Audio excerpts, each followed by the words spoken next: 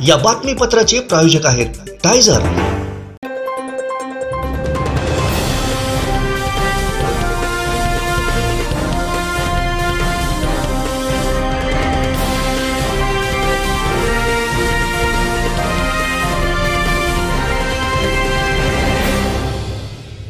नमस्कार, आपण पाहताय कोकणचं number 1 Maha channel Konkan star live. बातमीपत्रात आपलं स्वागत। सुरुवात करूया हेडलाईन्सनं।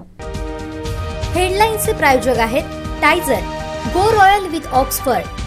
दिस news is presented by Vithoba Ayurvedic Dant Manjan, जड़ से जुड़ो। प्रचाराच्या तोफा थंडावल्या, राणे ठाकरेंवर बरसले आणि केसरकरांनी ठाकरेंचा घेतला खरपूस समाचार। हेडलाईन्सचे प्रायोजक होते टायझर, go royal with Oxford. This news is presented by Vithoba Ayurvedic Dant Manjan, जड़ से जुड़ो। आता पाहूया सविस्तर बातम्या।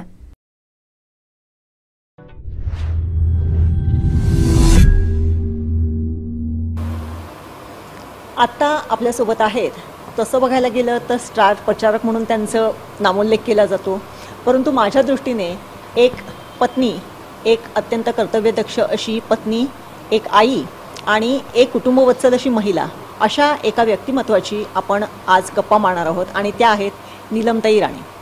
नीलमताई राणे अक्षरशः सावलीसारख्या राणेसाहेबांच्या बरोबर राणेसाहेबांच्या पाठीशी सक्षमपणे उभ्या असतात। या एकूणच इलेक्शनच्या पार्श्वभूमीवरती त्यांची दिनचर्या कशी आहे, कसं काय ते सांभाळतायत, या संदर्भातच आपण चर्चा करणार आहोत। नीलमताई, तुमचं खूप खूप स्वागत आहे।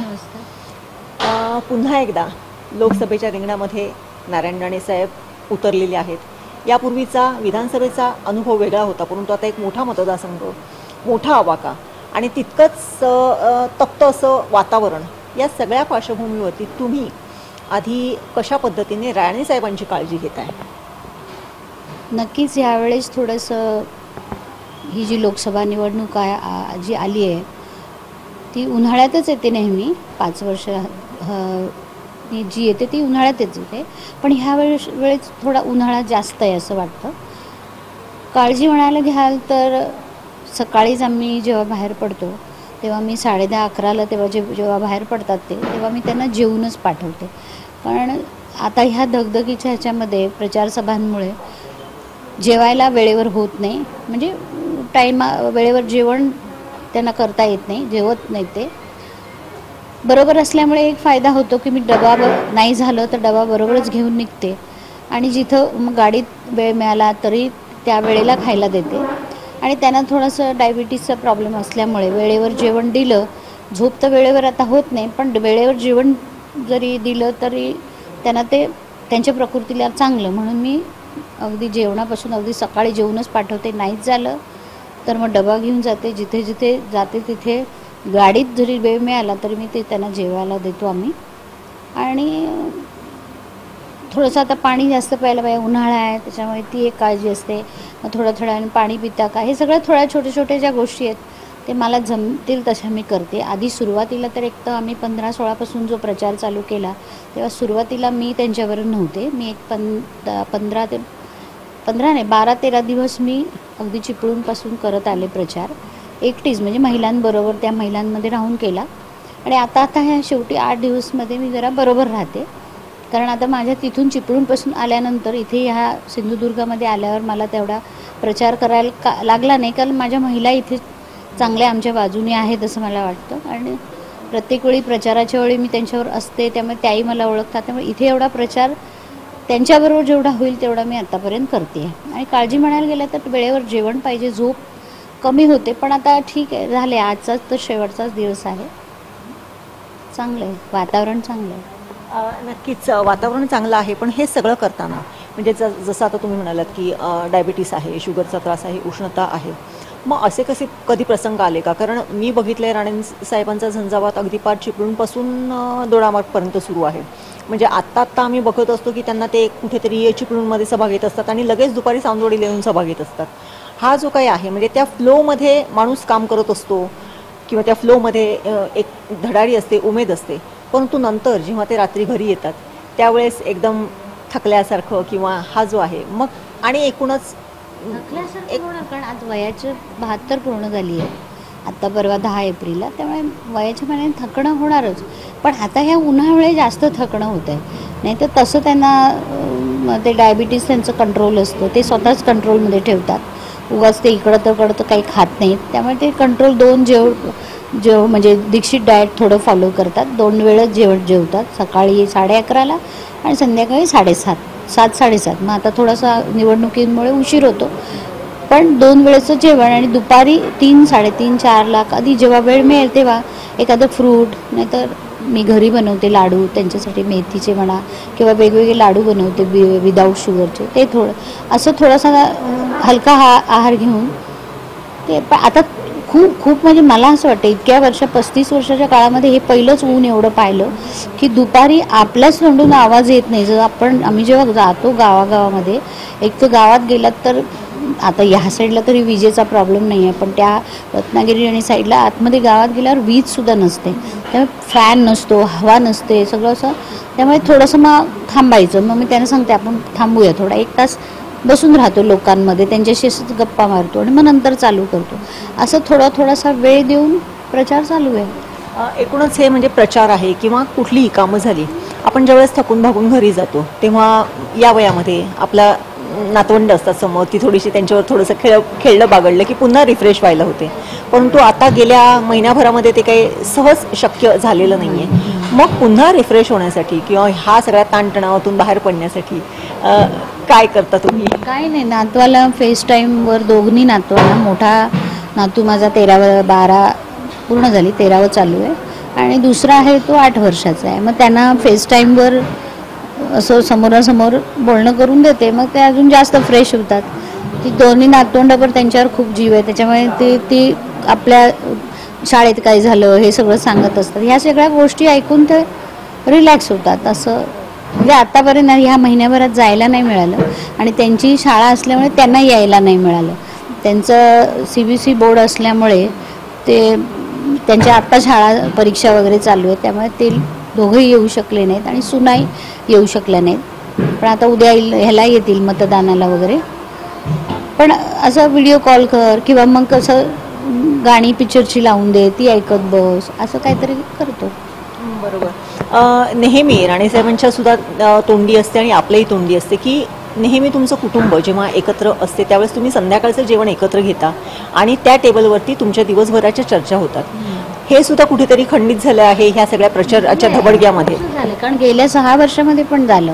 कारण आम्ही राज्यसभा खासदार असल्यामुळे आणि नंतर 2.5 वर्ष मंत्री राहिल्यामुळे जास्त दिल्लीत राहावं लागलं, त्यामुळे हा सगळा जो आतापर्यंतचा पायंडा जो घातला होता तो बऱ्याच प्रमाणात मोडला. पण जेव्हा यायचो शनिवार रविवार जरी आलो तरी शनिवारी आलो आणि रविवारी निघून जायचो. मग ते रविवारचं दुपारचं जेवण मग एकत्र, म्हणजे जिथे वेळ मिळेल तसं आम्ही घेतलंय, असं एकत्र बसलोय आणि जेवलोय. ते पहिल्यापासूनच सुरू आहे, त्यामुळे मुलांना पण ती सवय झाली आहे आणि आम्हाला पण वाटतं असं एकत्र बसून एकदा भेट तर व्हायला पाहिजे. शेवटी आपण कुटुंबात एकत्र राहतो, मुलं नातवंड असतात, त्यांना पण शनिवार रविवार सुट्टी असते, त्यामुळे शनिवार रविवारच होतं. पण आता ह्या गेल्या महिन्याभरात मात्र नाही झालं, का तर प्रचारच होता सगळा चालू.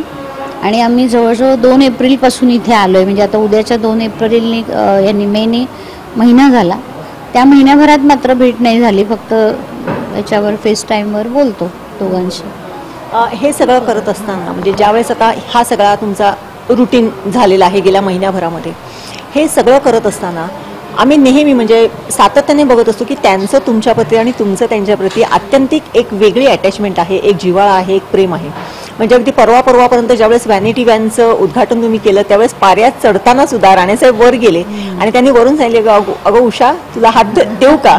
म्हणजे फार काळजी घेणं किंवा एक वेगळी जी एक अटॅचमेंट असते ती त्यांच्या ह्याच्यातून दिसून येते. या सगळ्या ह्याच्यामध्ये ज्यावेळेस आत्यंतिक राणेसाहेब थकलेले असतात तरीही पुढे काहीतरी एक असाइनमेंट असते शिल्लक राहिलेली आणि तुम्हाला समजत असते की नाही आता सरांनी विश्रांती थोडीशी घ्यायला पाहिजे, आणि तरीही ते जर पुढे जात असतील तर तुम्ही त्यांना दटावता का? नाही, थोडी दटावते, पण ते ऐकत नाहीत. कधी कधी ते सांगतात नाही उषा लोक थांबली असतील, जायला पाहिजे. मग मी त्यांना सांगते आपण गाडी बाजूला लावूया, एक 10 मिनटं तुम्ही शांत डोकं ठेवून थांबा, पडा, 10 मिनिटांनी होणार फ्रेश. बघा पण मग तसं ऐकतात ते, तसं त्यांचा स्वभाव आहे. आता पहिल्या तेवढं त्या जोश म्हणजे कामामध्ये वेळ नसायचा, ह्या सगळ्यामध्ये गोष्टी व्हायच्या नाहीत.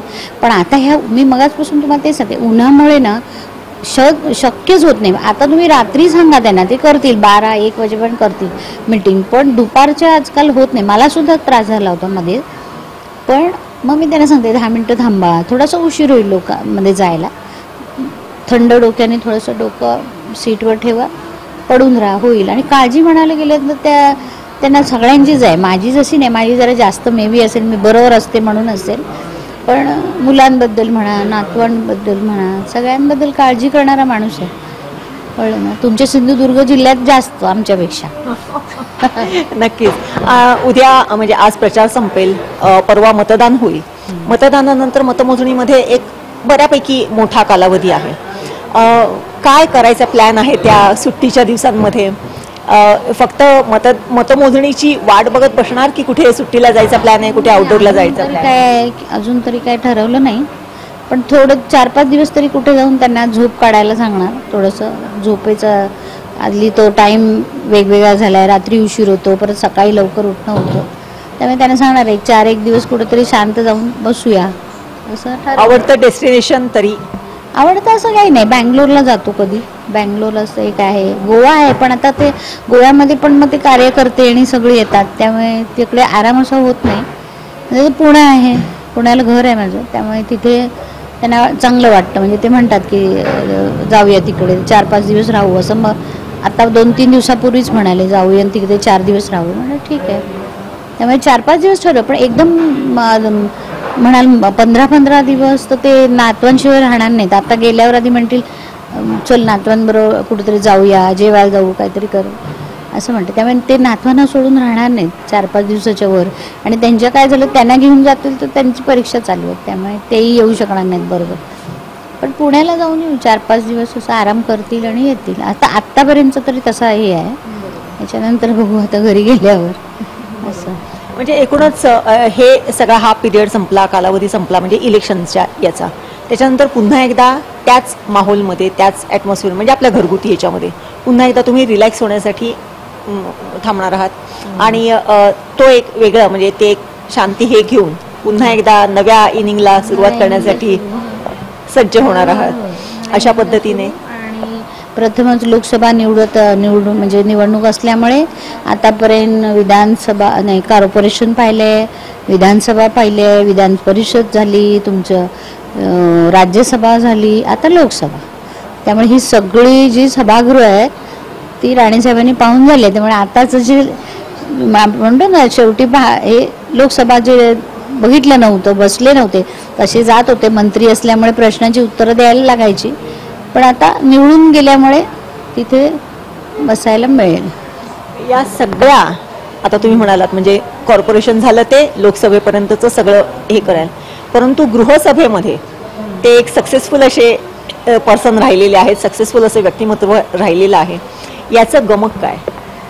गमत असं काही नाही. मी एक तर तुम्हाला सांगू का, कुठली आपण म्हणतो ना जिथं संसार आला, मुलं आली, सुना, जेव्हा जॉईंट घर असतं तेव्हा सगळ्यांची मतं जात. आता ते आत्तापर्यंत त्यांनी असंच केलं, कुठलाही निर्णय घेताना मुलांना मला सगळ्यांना सांगूनच घेतलेलं आहे. त्यामुळे त्यांनी वेगळं आतापर्यंत काही केलं नाही.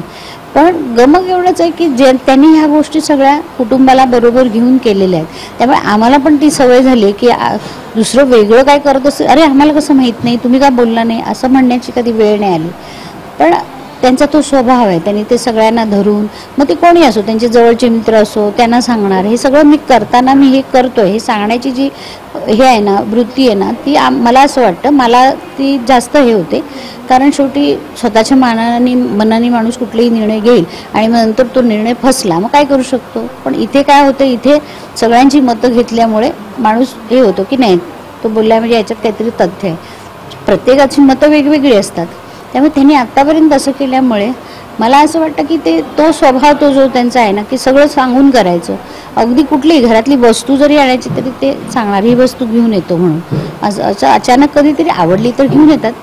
पण पहिल्यापासून त्यांनी आत्ता अगदी माझं लग्न झाल्यापासून आत्तापर्यंत सगळ्या गोष्टी अगदी विचारून केल्या, त्यामुळे मलाही ती सवय झाली आहे की काय करायचं असेल तर अहो हे करताय ना, मग असं करा, असं हे सांगण्याची सवय झाली आहे. चालेल. एकूणच निवडणुकीच्या पार्श्वभूमीवरती नीलमताईंनी राणेसाहेबांना अत्यंत समर्पक अशी साथ दिलेलीच आहे, परंतु एक जीवनसाथी म्हणून देखील त्यांनी आत्तापर्यंत ते त्यांच्या सगळ्या अडीअडचणीच्या आणि चांगल्या बरे वाईटामध्ये सक्षमपणे त्यांच्या पाठीशी उभे राहिलेले आहेत. एकूणच अगदी त्यांनी जसं सांगितलं की नगरसेवक पदापासून ते लोकसभेपर्यंतचा जो काही टप्पा आहे त्याच्या त्या साक्षीदार आहेत, परंतु त्याचबरोबर होम पिचवरती म्हणजे होम ग्राउंडवरती गृहसभेमधलं जे काही सगळं बांधून ठेवण्याचे जे काय आहे ते देखील त्यांनी अत्यंत चांगल्या पद्धतीने हाताळलेलं आहे आणि तेच त्यांच्या ह्या यशस्वी कारकिर्दीचं एक गमक आहे असं म्हटलं तर वावगं ठरणार नाही. एकूणच या सगळ्या पार्श्वभूमीवरती नीलमताईंनी आज आपल्याशी दिलखुलास अशा गप्पा मारल्या. दादांना काय आवडते, काय नाही आवडत इथपर्यंत त्यांनी सांगितलं.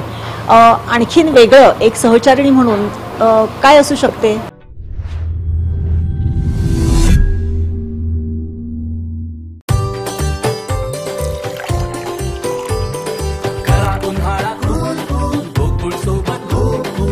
गोकुळ सोबत गोकुल.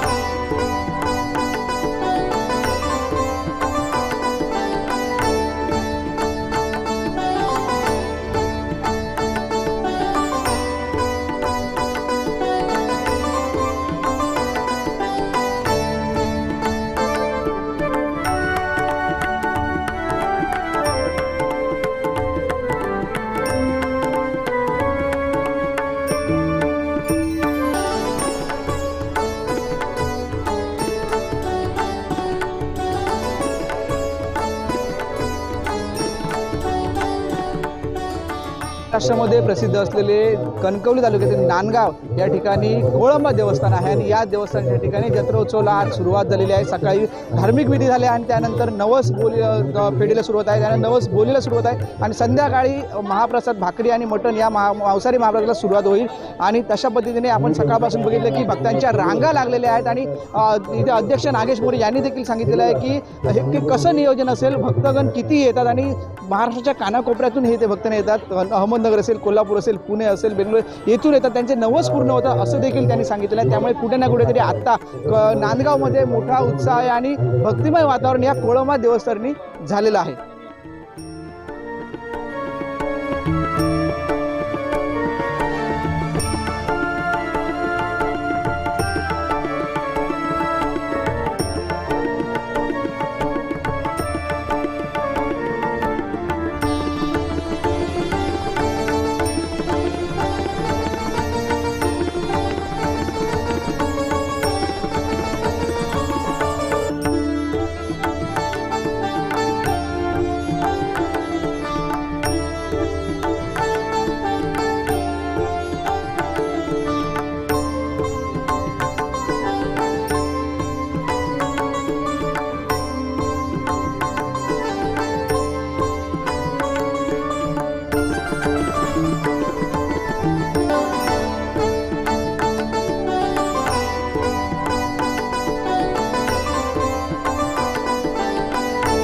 सावंतवाडीवरून आम्ही आलो. इथे दरवर्षी आम्ही येतो. इथे नारळ कुंभार नवसा लावतो, पावणारा देव म्हणून ख्याती आहे इथे. आता माझे सासूरवाड पण इथे आहे. सालाबादप्रमाणे नेहमी येतो, नवसाला पावतो. दरवर्षी आम्ही इथे येतो. स्नेहल सुनील गुरव, मी हळवल गावातून आली आहे आणि मी दरवर्षी इथे कोळंबेच्या जत्रेला येते. मला या कोळंबेच्या जत्रेचा चांगला अनुभव आहे, त्यासाठी मी या दर्शनासाठी दरवर्षी येते. कसं वातावरण आहे? वातावरण छान आहे, चांगलं आहे, मस्त आहे. संध्याकाळचं पण प्रसादाची वगैरे सोय छान असते आणि त्यासाठी आम्ही खास अवश्य येतो. हॅलो, आम्ही दरवर्षी या कोळंबे देवाला येतो. देवाची महती, ह्या देवाची महती आहे. आज आम्ही कोळंब्याचे नवस फेडायला आलेलो आहोत आणि या देवाची महती असल्यामुळे इथे अपाट गर्दी असते. साधारण 4च्या नंतर चालू होईल संध्याकाळी आणि एकदम सगळं नियोजनबद्ध असतं, सगळं कार्यक्रम व्यवस्थित आणि सगळे येऊन प्रसादाचा लाभ घेतात. सगळे येतात भक्तजन. नवसाला पावतो हा देव, ही ख्याती आहे मोठी सगळ्यात. मी कसवंत तळवडे, गाव कणकवली तालुका, रवींद्र रामचंद्र तेली तळवडे. इथली कोळंबा श्री देवता आमची माहेरवशी नवरीच्या मुलीच्या घरची आहे आणि दरवर्षीला येऊन नारळ देतो आणि नारळ देऊन मटण हे एक अर्धी भाकरी, एक ग्राम मटण, एक पेला म्हणजे डिश आणि ते दरवर्षात घेतो आम्ही प्रसाद. त्यामुळे त्यासाठी भाविक भरपूर जमतात. अतिशय सुंदर असं निर्मळ वातावरण तयार झालेलं आहे. कारण ही प्रख्यात सिंधुदुर्ग जिल्ह्यातील नांदगावातील आराध्य देवस्थान श्री क्षेत्र नांदगावी महाराष्ट्राच्या कानाकोपऱ्यातून आताच मी नवसासाठी पेठसाठी उभा होतो. तर विविध ठिकाणी अहमदनगर, पुणा, नाशिक, कोल्हापूर, हातकंगले या संपूर्ण कोकणाच्या परिसरातून लोक इथे नवसाची पेठ करण्यासाठी आले होते. आणि एवढं निर्मळ वातावरण आहे की एक भक्तीचा एक ते मळा फुललेला होता. आता हळूहळू उष्णता जे वाढलेलं आहे त्याच्यामुळे आता जी भाविक आलेले आहे ते आपल्या नवसाची पेठ करून आपल्या घरी गेलेले आहे. ते पुन्हा आता संध्याकाळी आताच अध्यक्षांनी जाहीर केलेलं आहे की उष्माघात हा जास्त प्रमाणात असल्यामुळे सर्वांनी 4च्या ऐवजी आम्ही 5-5:30 वाजता महाप्रसाद द्यायला सुरुवात करणार आहोत. आणि त्यावेळेला बरीचशी मंडळी जी गेलेली आहे ती पुन्हा येते. संध्याकाळी तुम्ही आलात तर हा संपूर्ण परिसर पुन्हा फुललेला आपल्याला दिसेल. असं हे जागृत देवस्थान श्रीदेव कोळंबा क्षेत्र. त्याच पद्धतीने मुंबईमध्ये या वर्षाचं हे 91वं वर्ष आहे मुंबईमधल्या श्रीदेव कोळंबा जत्रेचं. हे 30 जूनला लालबाग येथे हनुमान थिएटर मंगल कार्यालय चिवडा गल्ली येथे संपन्न होणार आहे. तिथे पद्मश्री मधुकर नेराळे यांच्या आशीर्वादाने आम्हाला तो हॉल मिळतो. आणि त्यांनी सांगितलेलं आहे की त्यांनाही काहीतरी इथे कोळंब्याचं असं काही मला दर्शन होऊन दे की माझा जी काही आजारपण आहे हे माझं लवकर हे होऊन दे. आणि त्या गाराण्या तुम्ही स्वतः गाराने तिथे घाला. कारण यावर्षी तुम्ही त्या ठिकाणी जाणार आहात तर तुम्ही सर्व त्या गाराणा घालून मला तुमची अनुभूती लगेच मिळून द्या असं त्यांनी सांगितलेलं आहे. त्याप्रमाणे आम्ही त्यांना तरी गाराणा घातलेला आहे. खास मधुकर नेराळे हे तमासगीर क्षेत्रातले एक मशहूर असे व्यक्तिमत्व आहेत आणि त्यांना पद्मश्री मिळालेले आहे. कोळंबा देवाची यात्रा एवढी जोरदार ग्रामस्थ या मुंबई पुऱ्या महाराष्ट्रातनं भरपूर लोक इले आपापले नवस पेडअप केलं या ठिकाणी. आणि त्याचा आता आमच्या लोकांनी सर्वांनी महाप्रसाद केलेला आहे. 4:30 ते 5 या वेळात आम्ही 5:30 वाजता महाप्रसाद चालू करणार आहोत. आणि त्यावेळी जी लाईन होईल जल्लोष या ठिकाणी भरपूर प्रमाणात लाखोच्या प्रमाणात लोक लाईनीला आणि ग्रामस्थ उपस्थित राहतील अशी मी अपेक्षा करतो. आणि सर्व माझ्या कार्यकर्त्यांनी चांगल्या प्रकारे या ठिकाणी नियोजनबद्ध आपापलं टेबल सांभाळून कार्यभार सांभाळला आणि काम करत आहेत. आणि जेवढी सेवा देता येईल येणाऱ्या भाविकांना ते आम्ही स्वतःहून सेवा देणार आहोत. नवसाला पावणारा हाकेला धावणारा ही त्याची आख्यायिका आहे पूर्वीपासून आहे.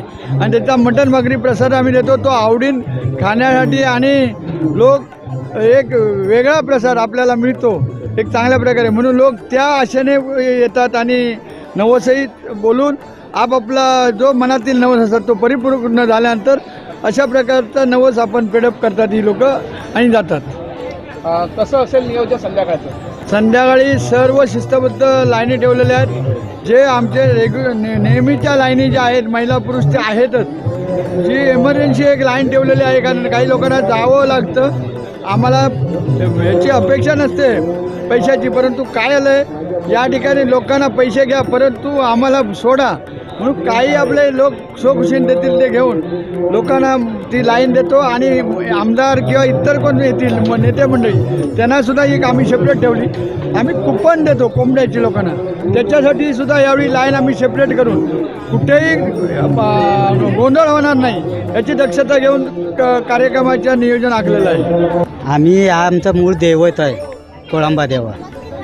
या गेल्या वर्षी आम्हाला एवढे अनुभव आले आणि या देवाकडे आम्ही गारणं केलेलं होतं की मला नातूच हवा आहे. पुत्ररत्नाचा लाभ माझ्या मुलीच्या पोटी येऊ दे आणि त्याप्रमाणे आलेला आहे. त्या निमित्तानं आम्ही हा बकरा आणि हे नेहमीचं भक्ष्य आहे ते आम्ही त्यांना देतो आहे. आमचे दिवसभरातले सर्व अपडेट्स ताज्या घडामोडी आणि थेट लाईव्ह पाहण्यासाठी सबस्क्राईब करा, लाईक करा कोकणचं नंबर 1 महा चॅनल कोकण 7 लाईव्हचं YouTube चॅनल.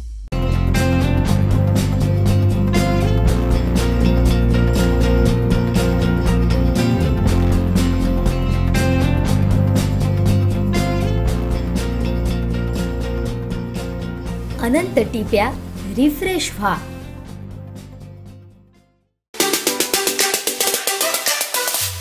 रत्नागिरी सिंधुदुर्ग लोकसभेची आता ही प्रचाराची अंतिम टप्पा आहे. आज शेवटचा रविवार देखील आहे आणि आजच्या दिवशी संध्याकाळनंतर प्रचार थांबणार आहे. आणि काल कणकवलीमध्ये राज ठाकरे यांची सभा झाली आहे. त्यांनी विनायक राऊत यांच्यावर प्रकल्प विरोधी खासदार असले असं देखील आरोप केला. या संदर्भात आपल्यासोबत आमदार वैभव नाईक आहेत. वैभव नाईक साहेब, विनायक राऊत आणि शिवसेनेवर त्यांनी आरोप केलेले आहेत. काल राज ठाकरे कणकवलीत होते, त्यांनी सांगितलं की प्रकल्प आहे त्यांनी विरोध करतात आणि अशा पद्धतीने म्हणजे विरोध करत तर विकास कसा होईल असं देखील त्यांनी राणेंच्या प्रचारादरम्यान सांगितलं. काय सांगाल त्याच्यावर? ज्या राणेंचे ते प्रचार करण्यासाठी आले होते त्या राणेंनी शासकीय मेडिकल कॉलेज असून देत किंवा उद्योगासाठी माजी आमदार विजय सावंत यांनी काढलेल्या साखर कारखान्याला कोणी विरोध केला हे राज ठाकरेंनी पहिलं समजावून घेतलं पाहिजे. विजय सावंत यांनी काढलेल्या सूत गिरणीला कोणी विरोध केला? स्वतःच्या व्यवसायामुळेच राणे इतर दुसऱ्या कुठल्या प्रकल्पाला विरोध करतात हे आधी राज ठाकरेंनी समजावून घेतलं पाहिजे.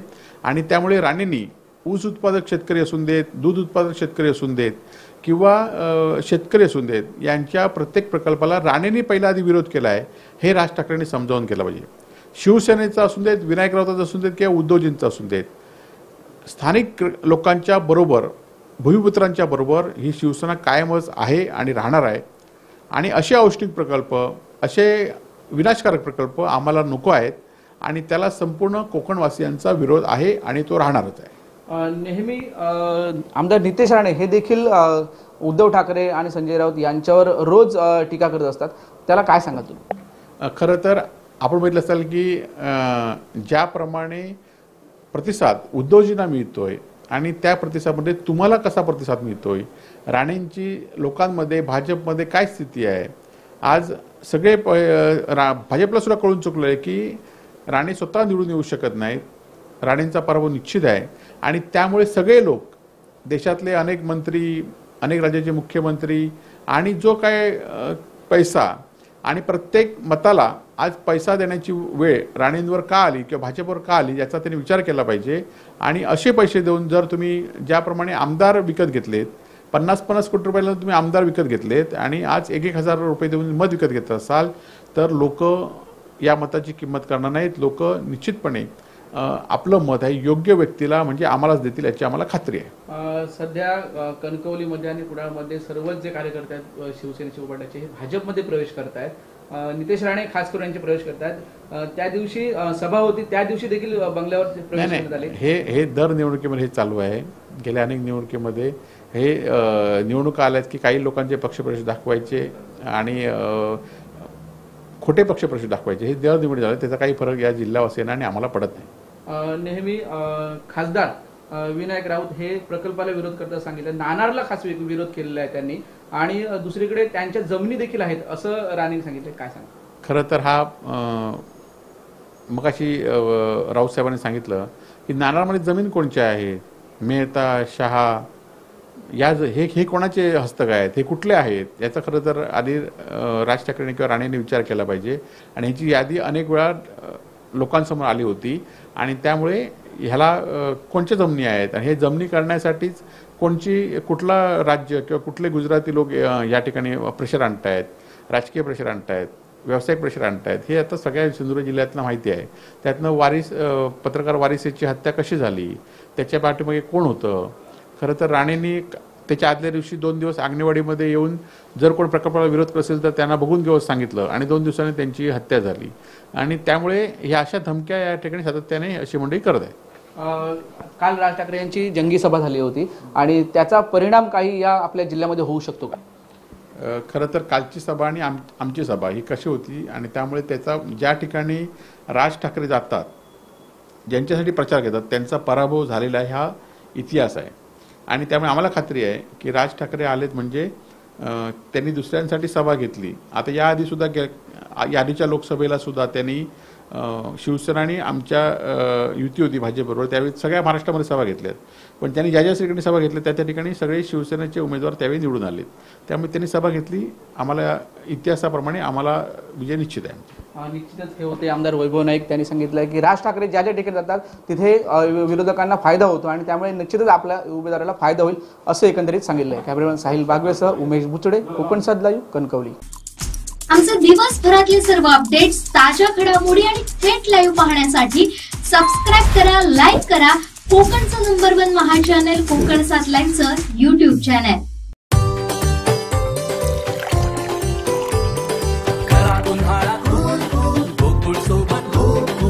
गोकुळ सोबत गोकुल. 1/2 परिवाराला ठाकरेंवर बोलण्याचा पगार मिळतो.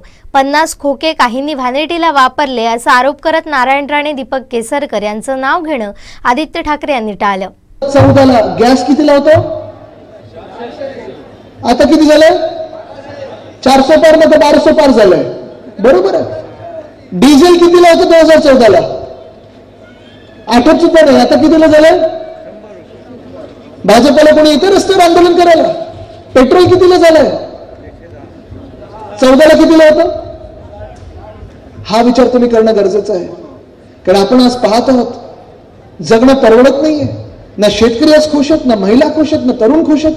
देश म्हणून आपल्याला जी काही वचनं दिली होती भाजपने 10 वर्षापूर्वी, त्यांचा वचननामा, त्यांचा जाहीरनामा जर घेतला तर ठीक आहे. सगळीकडे होर्डिंग, बॅनर आपण पाहतो. जेवढा खर्च त्यांनी स्वतःचे फोटो लावण्यात ते पेट्रोल पंपावर केला, प्रत्येक पेट्रोल पंपावर स्वतःचा फोटो, तेवढा खर्च जरी सबसिडी म्हणून आपल्या पेट्रोल डिझेल गॅसमध्ये टाकलं असतं तरी भाव वाढले नसते. पण आज 10 वर्षानंतर प्रचार कशावर होतोय? की विरोधी पक्ष काय खातं, कोण काय घालतं, तुम्ही ह्या रंगाचे कपडे घातलेत की त्या रंगाचे कपडे घातलेत, मटन मांस मच्छी खाता की तुम्ही अमुक बोलता. प्रचार कशावर झाला पाहिजे? मला आठवतं जेव्हा मुंबईची निवडणूक होती, 2012ची BMCची निवडणूक होती, उद्धव साहेबांनी प्रचार ह्या गोष्टीवर केलेला, करून दाखवलं. 97 ते 2012 जी आपली सत्ता होती तेव्हा BMC मध्ये, मुंबई महानगरपालिकेमध्ये जे जे आपण केलं होतं ते आपण होर्डिंगवर टाकलं होतं, ठळकपणे लिहिलं होतं. कुठेही आमचा फोटो नव्हता, जे कामं होती त्याचा फोटो होता. आज आपण पाहतोय बघा तेच भाजपचं होर्डिंग, दोघांचे फोटो आहेत. एक तरी काम त्याच्यावर दिसतंय का? नाव आहेत, फोटो आहेत, गॅरंटी, जुमल्याचं नाव गॅरंटी केलंय, बाकी काही दिसत नाही. काम दाखवण्यासारखंच नाहीये.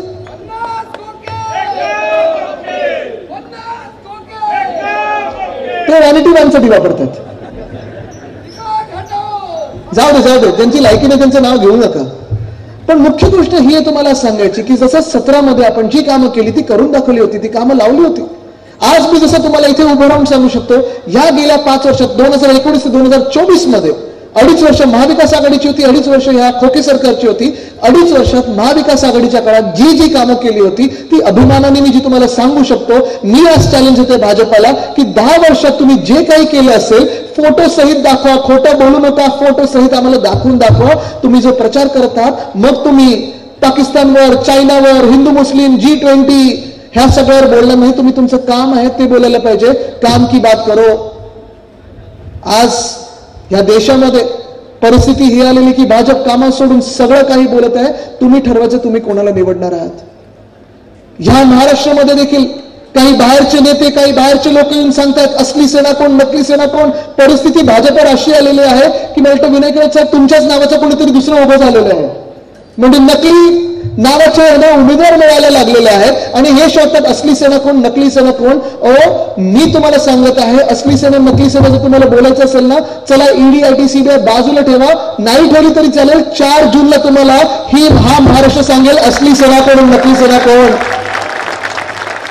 हे भाजपवाले हिंदुत्वाचं सर्टिफिकेट देणारे कोणी नाही बनत. हे भाजपवाले असली आणि नकली सेना हे बोलणारे कोणी नाही बनत. हे सगळे बाहेरचे लोक आहेत, महाराष्ट्रात अन्याय करणारे लोक आहेत. मी आज तुम्हाला विचारत आहे, या आक्रमण करणाऱ्या लोकांना तुम्ही मतदान करणार आहात का? आज हे जे 2 तुम्हाला चेहरे दिसत आहेत, इथे या जिल्ह्यात आपल्याला कोंबड्यांचं देखील रक्षण करायचं आहे. आणि एवढंच म्हणून मी त्याला सोडून देत आहे. कारण गेले 16-17 वर्ष एका परिवाराला इथे, म्हणजे ते परिवार म्हणजे अर्ध असं ते पूर्ण 1/2 पूर्ण फुल होऊन जातं. त्यांना पगार मिळत आहे. ठाकरे परिवाराला, उद्धव बाळासाहेब ठाकरे या व्यक्तीला शिवी द्यायची, वाईट बोलायचं, मन त्याच्यातनं निघतच नाही त्यांचं. त्यांना अडकू द्या, पगार मिळतोय ना, ते जगणं परवडणं नसेल त्यांना. पण मी त्यांच्यावर बोलणार नाही. मी आज तुम्हाला विचारत आहे, जे अत्याचार आपण त्या काळी बघितलेले आहेत, जेव्हा खासदार बनायच्या आधी बघितलेले आहेत, जमिनी लुटण्याचे, लोकांना हैराण करण्याचे, मर्डर होण्याचे, चिंदी चोरी रस्त्यात कुठेतरी होण्याचे, टोळ्या येण्याचे, ते आपण संपवलेले होते. ते पुन्हा तुम्ही डोक्यावर बसून घेणार का? तुम्ही घेणार? ते चिखल तुम्ही परत कोकणात येऊ देणार आहात का? लूट ती परत होऊ देणार आहात का तुम्ही? आज आपण पाहतोय कुठे ना कुठेतरी आपण एका चांगल्या मार्गावर निघालेले आहोत. विनायक राज साहेबांचं तुम्ही कारकीर्द गेल्या 10 वर्षात पाहिलेली आहे, हॅट्रिक करायला निघालेले आहेत. आमचे दिवसभरातले सर्व अपडेट्स, ताज्या घडामोडी आणि थेट लाईव्ह पाहण्यासाठी सबस्क्राईब करा, लाईक करा कोकणचं नंबर 1 महा चॅनल कोकण 7 लाईव्हचं YouTube चॅनल.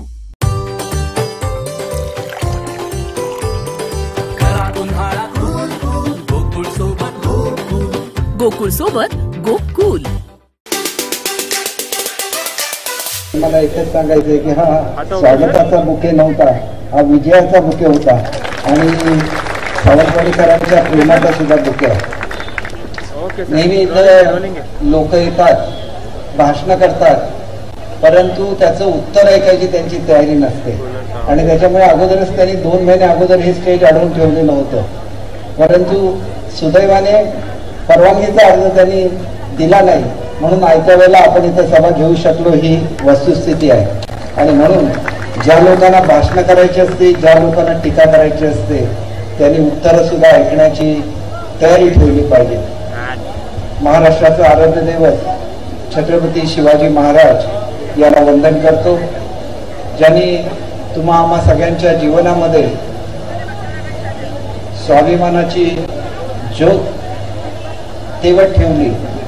ते हिंदू हृदय सम्राट बाळासाहेब ठाकरे यांना वंदन करतो. घटनेचे शिल्पकार आदरणीय बाबासाहेब आंबेडकर यांना वंदन करतो आणि माझे 2 शब्द आपल्याला सांगतो. वेळ फार कमी आहे, 5 ते 6 आपल्याला बरोबर 6 वाजता ही मीटिंग संपवायला लागेल. आचारसंहितेची बंधन आहे. एक आपल्याला सर्वप्रथम गोष्ट सांगतो की लोकसभेची निवडणूक ही देशाची निवडणूक असते.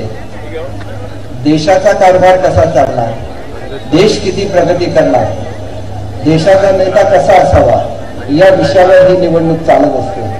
परंतु इथं जे नेते आले, अत्यंत शिवराळ भाषा वापरली, जी कोकणाची भाषा नाही, विनाहक टीका केली, परंतु विकासाबद्दल एक शब्द सुद्धा बोलले नाही. विकास म्हणजे काय असतं आणि विकास पुरुष म्हणजे काय असतं, याचं जर उत्कृष्ट उदाहरण काढायचं असेल तर भारतामध्ये एकच आहे आणि त्यांचं नाव आहे नरेंद्र मोदी. आणि म्हणून तुम्हाला मी सांगतो की एक गरीब देश म्हणून भारत ओळखला जात होता, आज जगातला 5व्या क्रमांकाचा श्रीमंत देश म्हणून भारत ओळखला जातो. आज आपल्या शेजारच्या पाकिस्तानमध्ये 200 रुपये किलो गव्हाचं पीठ मिळतं, 200 रुपये किलो कांदा मिळतो, त्या ठिकाणी 300 रुपये लिटर पेट्रोल मिळतं. त्याची तुलना कोण करत नाही. तिथली लोक लाखाचे मोर्चे काढतात पाक ऑक्युपाइड काश्मीर मधले आणि ते सांगतात की आम्हाला मोदी साहेबांसारखा पंतप्रधान पाहिजे आणि आम्हाला भारतात परत जायचं आहे. आणि हा भारताचा विजय, हा भारताच्या संस्कृतीचा विजय, मोदी साहेबांचा विजय. आणि म्हणून काल एक तरुण इथं आलेले होते. हे लोक काय झालेले आहेत, हे लोक राजवाड्यात राहतात आणि त्यांना राजवाड्यात, त्याला पॅलेस पॉलिटिक्स म्हणतात इंग्रजीमध्ये. हे कधी जमिनीवर उतरत नाही, याला काय माहिती नाही. इथं राणेसाहेब तुमचा आणि माझा बोर्ड लावलेला आहे. निवडणुका आम्ही बोर्ड लावणारच आणि तुम्ही कोकणातले आहे, मी कोकणातला आहे. एकत्र बोर्ड लावण्यामध्ये आम्हाला अजिबात कमीपणा नाही. याच्यापुढे केवळ बोर्ड नाही लावणार तर एकत्र काम करून दाखवणार आणि कोकणाचा विकास करून दाखवणार. आणि हे चॅलेंज असतं. बोर्डाकडे बोर्ड दाखवू नका, तुम्ही काय विकास केला हे तुम्ही आधी सांगा. ज्या काजूच्या धोरणाचा बद्दल ते काल उद्धव साहेब बोललेले होते कणकवलीला, काजूसाठी काय केलं नाही. तुम्हाला हे सुद्धा माहिती नाही की काजूची एक कमिटी होती, मी त्या कमिटीचा अध्यक्ष होतो आणि एवढं सुंदर धोरण केलेलं आहे की काजूचं उत्पन्न 1.5 पटीने वाढणार, त्याची खरेदी सरकार करणार. एवढंच नाही तर यंदा रेट पडला तर सरकारने 10 रुपये त्याला भाव दिला अधिकचा आणि 290 कोटी रुपयाची तरतूद केली. काजूच्या फाईलला आम्ही हात लावलेला नव्हता. शिंदे साहेब सत्तेवर आले, 1500 कोटी रुपये काजूच्या धोरणासाठी दिले. मी तुम्हाला हे एवढ्यासाठी सांगतो की ही लोक सांगतात, करत काहीच नाही. त्यांना फक्त मुख्यमंत्रीपद पाहिजे असतं. आम्हाला काय सांगितलेलं होतं की आम्हाला अमित शहाजीने आश्वासन दिलं होतं. काल अमित शहा साहेब माझ्यावर अर्धा तास होते, जेव्हा रत्नागिरीला आले त्यावेळेला. त्यांनी काय सांगितलं की तुम्ही मला बाळासाहेबांच्या खोलीमध्ये घेऊन जाणार असाल आणि माझ्याकडून मुख्यमंत्रीपद मागणार असाल तर ते मी अजिबात देणार नाही. हे समजायचं असेल तर मी खोलीमध्ये येतो, एवढ्या स्पष्ट शब्दामध्ये सांगितलेलं होतं. आणि त्याच्यानंतर त्यांनी पालघरची सीट मागून घेतली. आम्हाला मात्र सांगताना काय सांगितलं, निम्म्या मुख्यमंत्रीपद देऊ केलेलं होतं.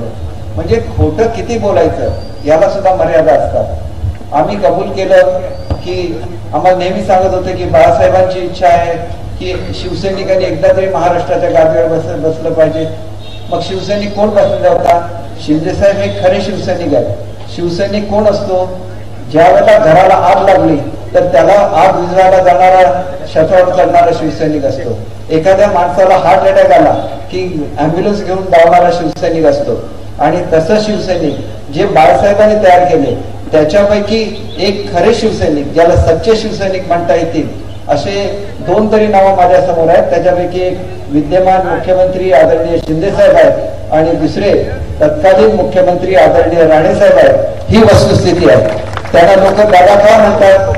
आपल्या मोठ्या भावाला आपण दादा म्हणतो आणि म्हणून हे प्रेम त्यांनी जोपासलेलं आहे. मुख्यमंत्रीपद त्यांना फक्त 6 महिने मिळाले. या 6 महिन्यामध्ये त्यांनी सिंधुदुर्ग जिल्ह्याचा कायापालट केला.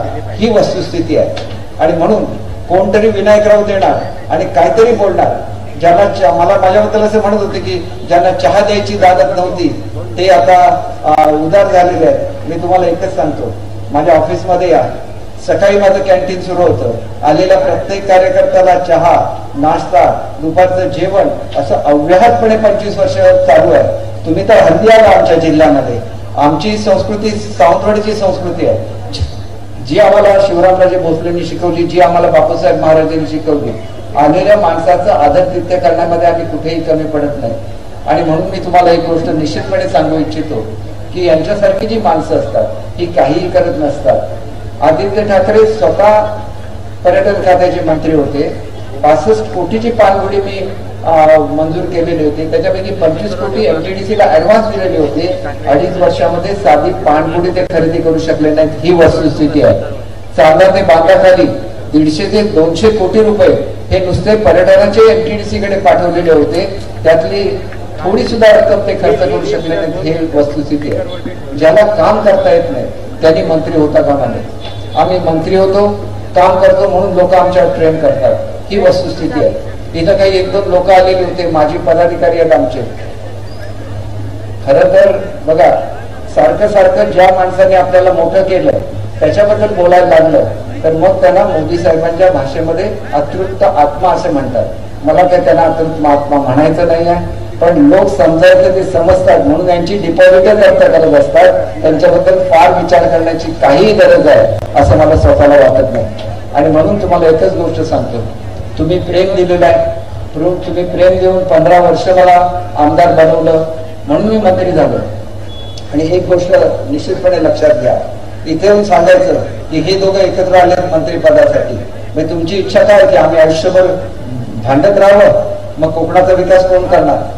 आमच्यावर कोकणावर टीका होते की कोकणी माणसं एकमेकाशी भांडत राहतात आणि कोकणाचा विकास होत नाही. मग आम्ही जर ठरवलं आणि आज नाही ठरवलं, ज्यावेळेला मी पालकमंत्री होतो त्यावेळेला राणेसाहेबांनी मला सांगितलं ज्या वेळेला जिल्ह्याचा विकास असेल तिथे भांडण नाही, आपण एकत्र काम करायचं. त्यांनी शब्द पाळला, मी शब्द पाळलेला आहे आणि माझा शब्द आता तुम्ही सावंतवाडीतल्या सगळ्या लोकांनी पाळायचा आहे. या लोकांना जर उत्तर द्यायचं असेल तर सांगितलं पाहिजे की आम्ही भांडणार नाही. आम्ही भांडलो तर भांडू कोकणाच्या विकासासाठी, आपापसात नाही भांडणार. आमच्यामध्ये वैचारिक मतभेद होऊ शकतात, ते व्यक्तिगत मतभेद कधीच नसतात. म्हणून कशा तऱ्हेने बोलतात बघा, कशा तऱ्हेने तुम्ही आमच्या नेत्याबद्दल बोलता याला सुद्धा मर्यादा आहे. कोकणी माणसाच्या सहानुभूतीला मर्यादा आहे. आणि त्याच्यामुळे स्वाभिमानाने ज्या वेळेला राणेसाहेब बाहेर पडले त्यावेळेला राणेसाहेबांनी 12 आमदारांचे राजीनामे दिले आणि 12 आमदारांपैकी 11 आमदारांना स्वतःच्या हिमतीवर निवडून आणलं. ही वस्तुस्थिती आहे. कुठल्याही पक्षामध्ये गेले नाहीत. अपक्ष म्हणून स्वतःचा पक्ष स्थापन करून 2.5 लाखापेक्षा जास्त मतं घेणारा एकमेव नेता कोकणामध्ये आहे. त्यांचं नाव नारायण राणेसाहेब आहे. आणि म्हणून मी तुम्हाला सांगू इच्छितो की लोक काय बोलतात ह्याला महत्त्व देऊ नका. तुमच्यासाठी एवढ्या वेगवेगळ्या योजना आणलेल्या आहेत की प्रत्येक योजना मी बोलायला लागलो तर मला दिलेला संपूर्ण कालावधी संपून जाईल. शहरामध्ये पाण्याची टंचाई होती, आपण 57 कोटीची पाण्याची योजना दिलेली आहे. शहरामध्ये नवीन म्युझियम दिलेलं आहे, नवीन योगा सेंटर दिलेलं आहे. आता तुम्ही नरेंद्र उद्यानवर गाड्यातून जाता, त्या नरेंद्र उद्यानचा विकास सुरू झालेला आहे. 5 कोटीचं तुम्हाला या ठिकाणी क्रीडा संकुल दिलेलं आहे. ज्या ठिकाणी सचिन तेंडुलकर स्वतः खेळले आणि त्यांना ज्यांनी शिकवलं त्या रमाकांत आचरेकर साहेबांच्या नावाने इथं ड्रेसिंग रूम तयार होतोय. अनेक गोष्टी ज्या या शहरामध्ये होत आहेत, हे शहर एका वेगाने प्रगती करत आहे. आणि म्हणून कोण कोणाला काय म्हणता याला महत्व नाही. आमच्या विद्यमान मुख्यमंत्र्यांनी 100 कोटी रुपये या शहराला दिले, ही वस्तुस्थिती आहे. आणि म्हणून तुम्ही आम्हाला चॅलेंज करता की तुम्ही तुमची कामं वाचून दाखवा, तुम्ही का नाही पैसे देऊ शकला. पैसे देण्यासाठी शिंदे साहेबांना का यायला लागलं? कारण तुम्ही कधी पैसे देण्याचे अधिकार तुमच्याकडे नव्हतेच. तुम्ही त्या ठिकाणी काँग्रेसची लाचारी स्वीकारलेली होती. हे बघा, शेवटी ज्यावेळेला समजा माझा काही एकेकाळी वैचारिक संघर्ष झाला, मी ज्या पक्षातून निवडून आलेलो होतो त्या आमदारकीचा राजीनामा दिला आणि स्वाभिमानाने बाहेर पडलो. स्वाभिमान हे कोकणी माणसाचं ब्रीद आहे, नेहमी लक्षात ठेवा. आणि म्हणून खोटं सांगून तुम्हाला जर भडकवत असतील तर एक गोष्ट तुम्ही निश्चितपणे लक्षात घेतली पाहिजे की कोकणी मनुष्य हा प्रसंगी भांडू सुद्धा शकतो, परंतु ज्याला कोकणाचा विकासाचा विषय येतो त्यावेळेला एक नवीन उंची सुद्धा गाठू शकतो. आज राणे साहेबांच्या डिपार्टमेंटचं बजेट आहे, हे बजेट हे महाराष्ट्राच्या बजेट एवढं मोठं आहे. आणि मग ते जर आज नुसते खासदार म्हणून उभे राहिलेत का? आपण 2 वेळा त्या माणसाला खासदार म्हणून निवडून दिलं की नाही? दिलं ना?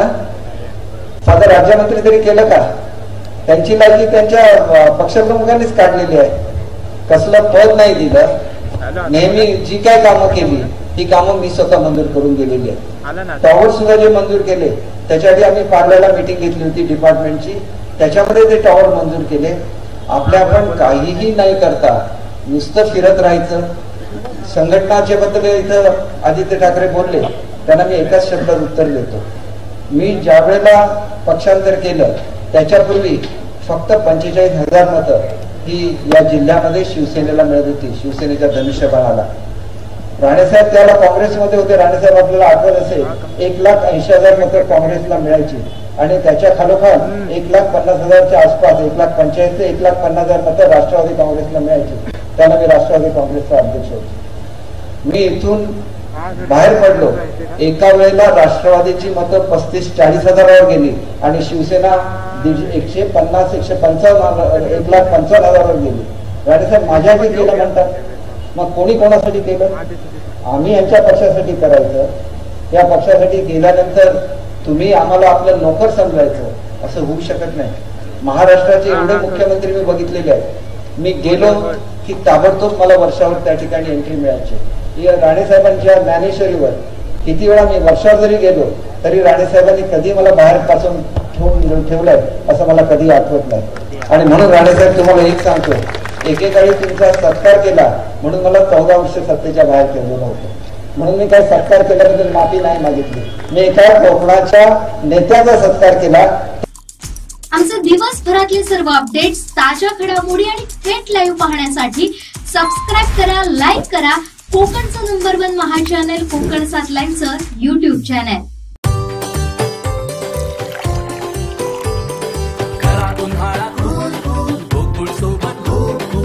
गोकुळ सोबत गोकुल. ही लोकसभेची निवडणूक किती महत्वाची आहे हे आपण सर्व जाणता. देशासाठी, देशातील 140 कोटी जनतेसाठी अति महत्वाची. आणि म्हणूनच ही निवडणूक आपण सर्वांनी, भारतीय जनता पक्ष आणि महायुतीतील सहयोगी पक्ष यांनी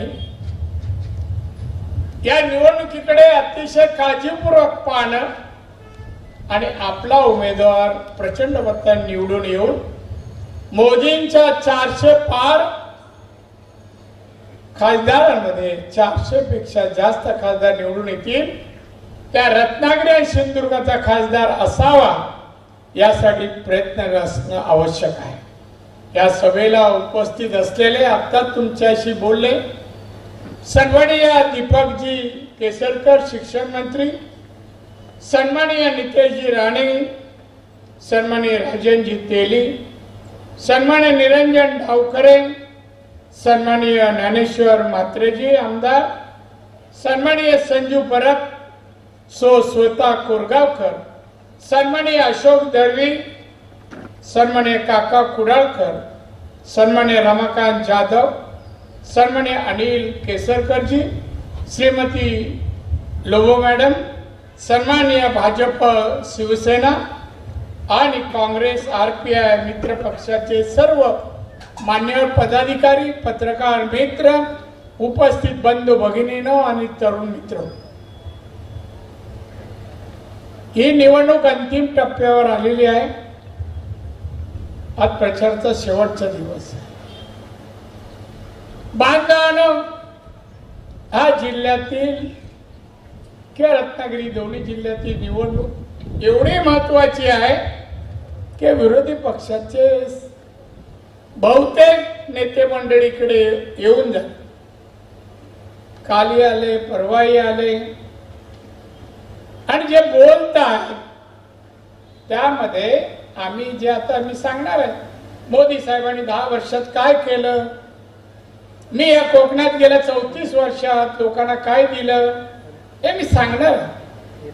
पण या लोकांनी 2.5 वर्ष महाराष्ट्रात सत्ता होती, त्या 2.5 वर्षात महाराष्ट्राच्या जनतेला, शेतकरी असो, कामगार असो, विद्यार्थी असो, कोणत्या क्षेत्रात पायाभूत सुविधा असो, उद्योगधंदे असो, काय दिलं महाराष्ट्राला जनतेला? 2 हाताला काम दिलं, तरुण तरुणींच्या हाताला नाही. चला कोकण, सिंधुदुर्ग, रत्नागिरी जिल्ह्यात शिवसेनेचा उमेदवार उद्धव ठाकरेचा लढतोय. जेवढे लोक आले या पक्षाचे, 10 वर्षात त्यांनी नळपाणी योजना गावाला दिली, हे धरण पूर्ण केलं, हा रस्ता दिला, हा ब्रिज दिलं, एखादी बालवाडी काढली, एखादी शाळा काढली, एखादा कॉलेज काढलं, सांगितलं आणि केलं नाही. काही न करता फक्त शिव्या द्यायला, अपशब्द बोलायला इकडे आले. पोलिसांनी किती दखल घेतली मला माहित नाही, मी दखल घेतलेली आहे. लोकशाहीमध्ये प्रचारामध्ये काय बोलावं याला काही संकेत आहे, संकेत आहे. मला दोघांची भाषणं माझ्या जवळ आहे, दोघांची. त्या भाषणामध्ये आडवा आला तर गाडून टाकी, ऑफेन्स नाहीये, ऑफेन्स नाहीये, गुन्हा नाहीये. काय काय शब्द, ते चिमुरड, अजून काय बोलायची अक्कल नाही, काय बोलायचं. त्याने जे जे काय बोललं मला विचारायचं आहे, खोके वगैरे जे काय बोलतोस ना, काय तुझे वडील करतात रे? उद्धव ठाकरे कुठली नोकरी करतात, कोणता व्यवसाय करतात, घर कसं चालवतात, गाड्या कुठून घेतात रे बाळा, कुठून घेतात? दुसऱ्यांना गुंड म्हणतो, अत्याचार महिलांवर करतो असं म्हणतात, करतात म्हणे. अरे नाव सांग, नाही मी सांगतो. अरे दिशा सालियान या मुलीवर अत्याचार करून तिला वरच्या माळ्यावर खाली टाकणाऱ्यापैकी तू एक आहे ना. तू होता ना याच्यात अत्याचार करून. सुशांतला हत्या केली, घरात जाऊन त्याच्या नोकराच्या समोर नोकर घरात होते, फोटो काढले, सगळे पुरावे आहेत. अरे हत्या करणारे तुम्ही, करायला लावणारे तुम्ही. एवढ्या वर्षात ती अमरावतीची चव्हाण, त्याही मुलीवर अत्याचार, दिशा सालियांवर अत्याचार. किती अत्याचार. संध्याकाळी 6 ते 9 वाजेपर्यंत काय करतोस तू खारला? काय करतो? बांधवनं बोलण्यासारखं बरंच आहे. माझ्या एवढं मातोश्रीच्या आतलं आणि बाहेरचं दुसऱ्या कोणाला माहित नाही. पण आज निवडणूक जवळ आली आहे. माझ्याकडे फक्त आता 25 मिनिट आहे. अत्याचारी हे अद्याप रमेश मोरे, शिवसेनेचा नेता, साहेबांचा सेवक, बाळासाहेबांचा, जाधव यांची हत्या का झाली, कोणी केली, अद्याप आलं नाही. आता येईल आमची सत्ता. हत्या करायला लावणं आणि करणं एकमेव धंदा. अरे पेट्या त्या कुठे जातात माहित नाही मातोश्री. काम धंदा नाही. मर्चेडीज येते कशी हो? सामन्यातून किती पैसे मिळतात आणि दुसऱ्यांना खोके, दुसऱ्यांची घरं, दुसऱ्यांनी काय केलं ते दिसतं. एक घराचं मातोश्री, मातोश्री 2 कसं झालं ते चालतं. अरे लोकांना काय दिलं सांगा तुम्ही. आम्ही शिवसैनिक होतो. मी 39 वर्ष होतो. नगरसेवक, बीएसटी चेअरमन, आमदार, अरे मुख्यमंत्री पर्यंत आम्ही लोकांना शिवसेना लोकहित कशी करते त्यावेळेस दाखवलं. साहेबांच्या काळात तू कुठे होता रे शंभला? कुठे होता? शिवसेना ज्या वाढत होती आम्ही वाढवत होतो. कोणी शिवसेनेकडे वाकड्या नजरेने पाहिलं तर आम्ही त्याचा बंदोबस्त करत होतो. कधी घराच्या बाहेर पडला का मातोश्रीच्या? आणि इकडे सिंधुदुर्गात एवढ्या मोठ्या मोठ्या गोष्टी काय हरकत नाही रे. पोलीस प्रोटेक्शन घेऊन आमची सत्ता आहे. आमचे होम मिनिस्टर बदनाम होऊ नये म्हणून आम्ही थांबलो. तू कसल्या गोष्टी गाडाबिड्याचे करतो? अरे माशी मारायची चेहरा बसली तर ती मारू शकत नाही. स्वतः काय केलं रे? कर्तृत्व सांग. उद्धव ठाकरेने कर्तृत्व सांग. एक तरी कर्तृत्व शून्य माणूस आहे. ना मातोश्रीत, ना बाहेर, ना कामात, कशात काही कर्तृत्व ना. माणसं दुसऱ्याचं मदत घेतल्याशिवाय काही करू शकत. हुशारक्या मारून बाणीने बंधू भगिनीनु, मी हा विषय नंतर बोलेन. पण मला माननीय मोदी साहेबांनी आणि मी राज्यात केलेल्या कामाचा काही उल्लेख करतो. मोदी साहेबांनी 2014 साली सत्तेवर आले, पंतप्रधान झाले, 303 खासदार घेऊन निवडून आले. 303. जगाच्या अर्थव्यवस्थेमध्ये भारत त्यावेळेला 11 नंबरवर होता. 11. माननीय मोदी साहेबांनी गेले 10 वर्षांमध्ये भारताला जागतिक अर्थव्यवस्थेमध्ये 5व्या क्रमांकावर आणला. 5व्या क्रमांक. ते कळणार नाही कसं वाढतं. एक वाक्य त्याचं आहे, मी सांगतो वेळेत.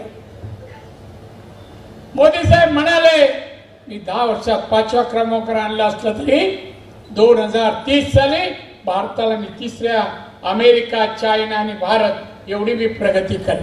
विकसित भारत बनवेन, आत्मनिर्भर भारत बनवेन. हे मोदी साहेबांनी करून दिले. कोरोना आला, जगात आला, अनेक देशात लाखो लोक गेले हो. भारतात हे गेले. मोदी साहेब गप्प नाही बसले. हात सोडता जसा कोरोनामध्ये हात सोडत मातोश्रीमध्ये होता.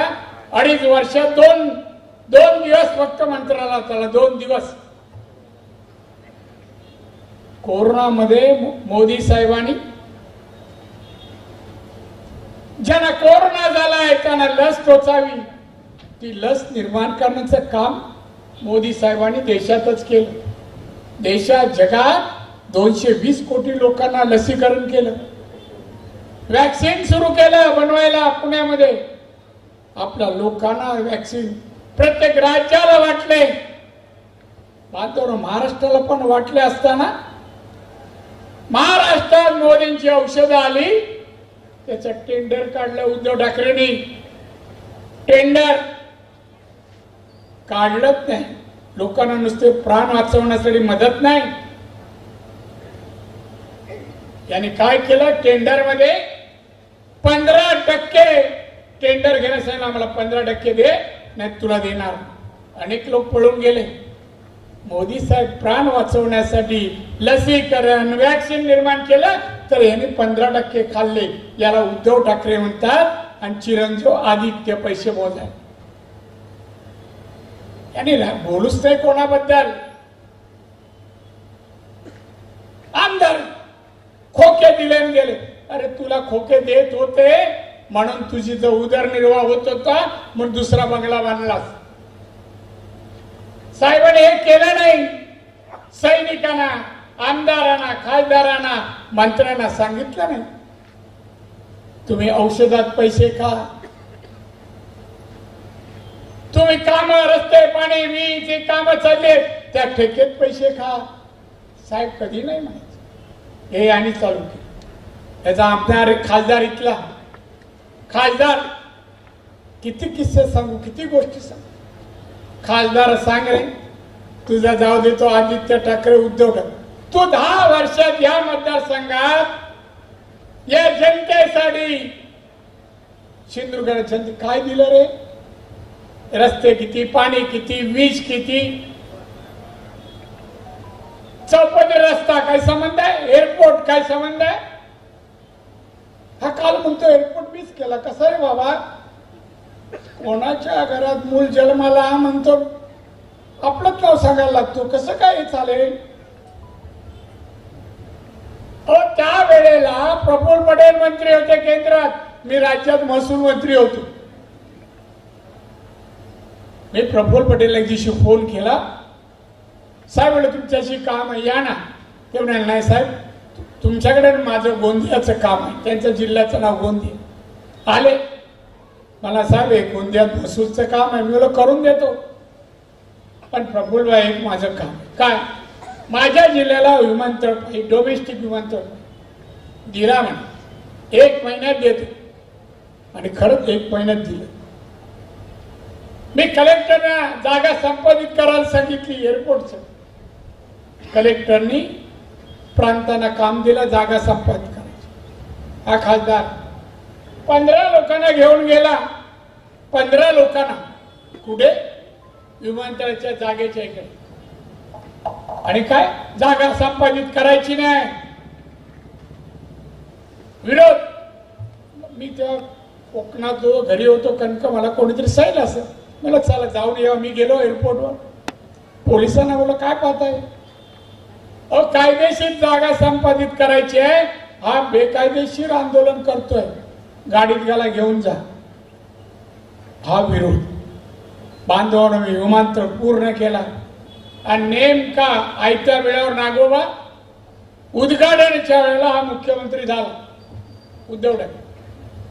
आणि मी ज्या उद्घाटनाला गेलो तिथे स्टेजवर चढलो तर हा बिनकामी खासदार माईक घेऊन स्वागत करायला.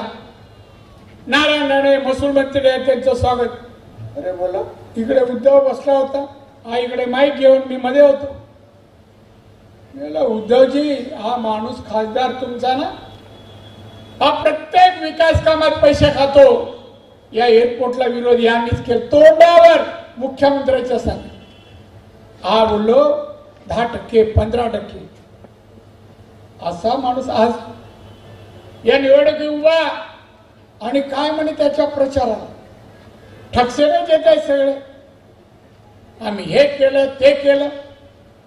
बांधवून या कोकणात जैतापूरचा प्रकल्प येत होता त्याला विरोध. नाणारचा प्रकल्प येणार होता 3.25 लाख करोडचा त्याला विरोध आंदोलन. का हो? आमच्या दीपक केसरकरनी काल परवा एक लिस्ट वाचून जा. किती आपल्या देशात नाही मला वाटतं राज ठाकरेंनी वाचून. राज ठाकरे आपल्या देशात नाणार सारखे प्रकल्प 10 ते 12 चालू आहेत. आणि हे म्हणतात असं होईल तसं होईल, पर्यावरणात परिणाम होईल. लोक काही थांबा. बांधून तुम्हाला एक उदाहरण सांगतो. विधानसभेत चर्चेला जैतापूरचा विरोध झाला. 38 कोळशापासून वीज बनवणारे, वीज निर्माण करे उत्पादक कंपन्या उद्धव ठाकरेला भेटले. काय विषय? विषय काय? त्याचे उदाहरण सांगतात.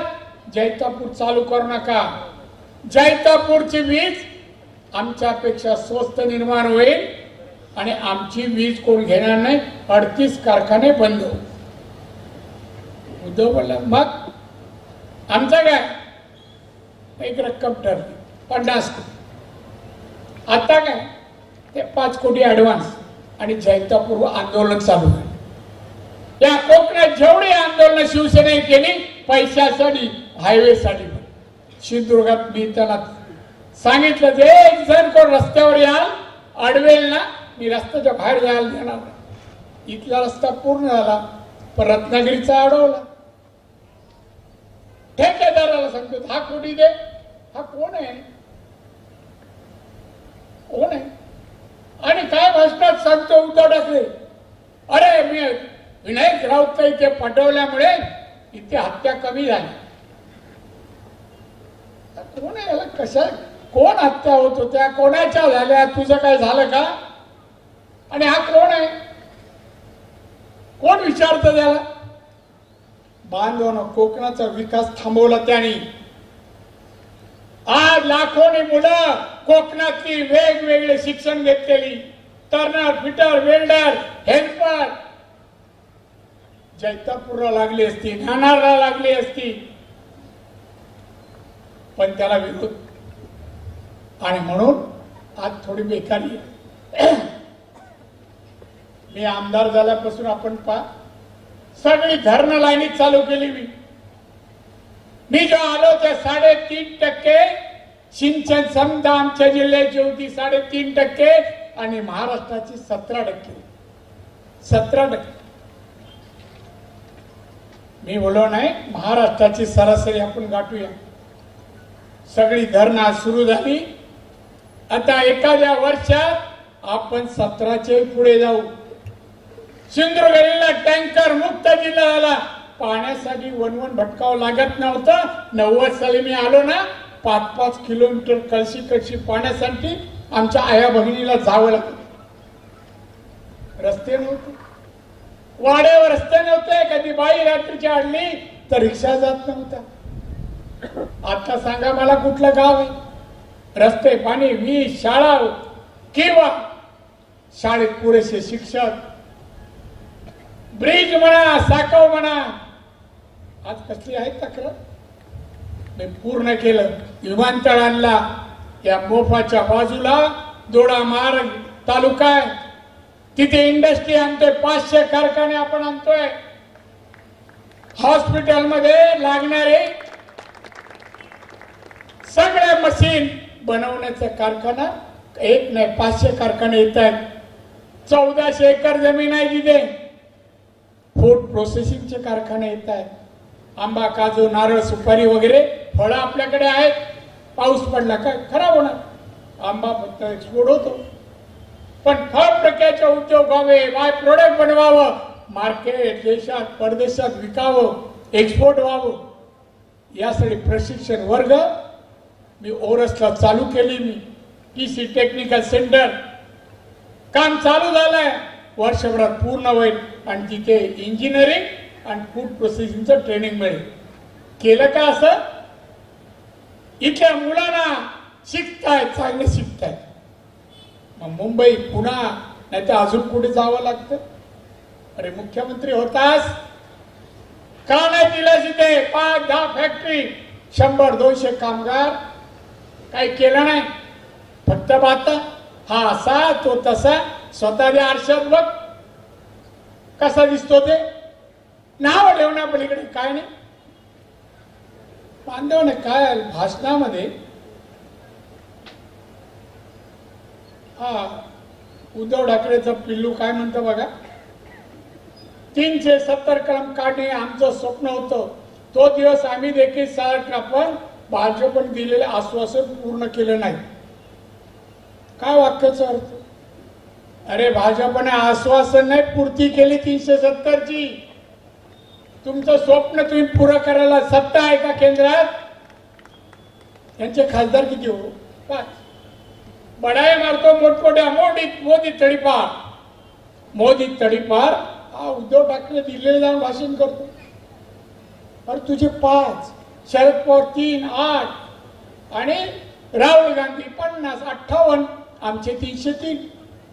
आज 303, उद्या 400च्या पुढे जाणार. सत्ता आमचीच असणार. महाराष्ट्राची सत्ता, दिल्ली सत्ता. कशाला मोठ्या मोठ्या तडीपार मोदी आणि सत्तेवर आला तर करणार. तो राहुल गांधी एक जाहीरनामा काढला, माझी कॉपी काय 1 लाख रुपये प्रत्येक कुटुंबाला 1 लाख रुपये देणार.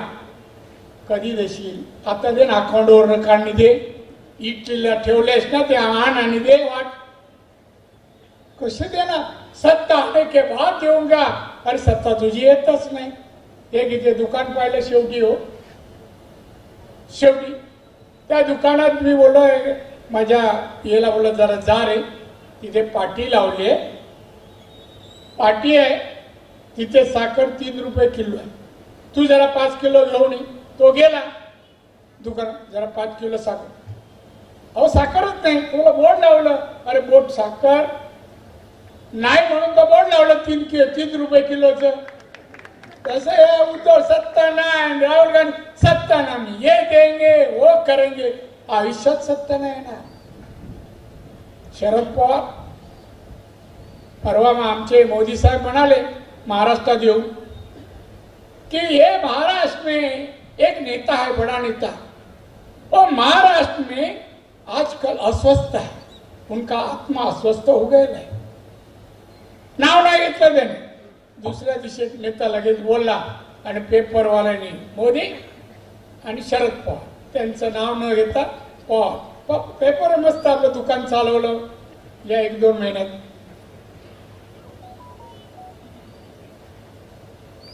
काय म्हणतात पवार साहेब? हो मी अस्वस्थ आहे शेतकऱ्यांसाठी आणि महागाईसाठी. पवार साहेब वय वर्ष 84. कधीतरी खरं बोलावं. केंद्रात मंत्री किती वर्ष? 10 वर्ष कृषी मंत्री, 2 वर्ष संरक्षण. महाराष्ट्रात 4 वेळा मुख्यमंत्री, 4 वेळा मुख्यमंत्री, 12 वर्ष दिल्लीत मंत्री. मग शेतकऱ्यांचे कृषी मंत्री असून शेतकऱ्यांचे प्रश्न सोडवले नाहीत तुम्ही? की तुम्ही आज अस्वस्थ झाला मोदी सरकारमध्ये, लोक प्रश्न सोडवत नाही म्हणून, महागाई वाढली म्हणून आज अस्वस्थ झाला. मग 4 वेळा मुख्यमंत्री असताना, केंद्रात मंत्री असताना महागाई कमी करायची माहित नाही?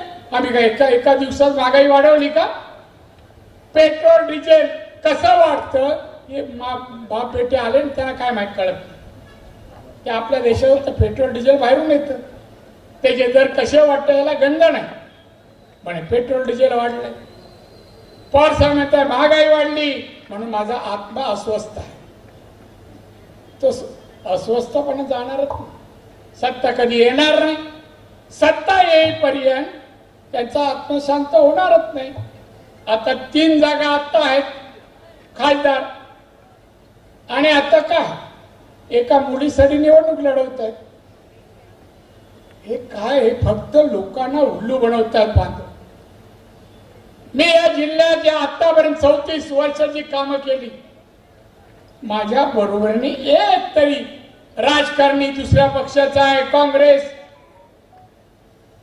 शरद पवार का राष्ट्रवादी, शिवसेना. एक बालवाडी काढली,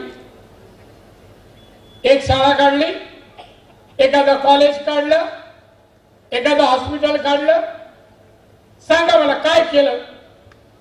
मी बघा मेडिकल कॉलेज काढलं, 6.5 बेड्स हॉस्पिटल, 450 डॉक्टर म्हणून बाहेर पडणार. आज 450 विद्यार्थी आहेत.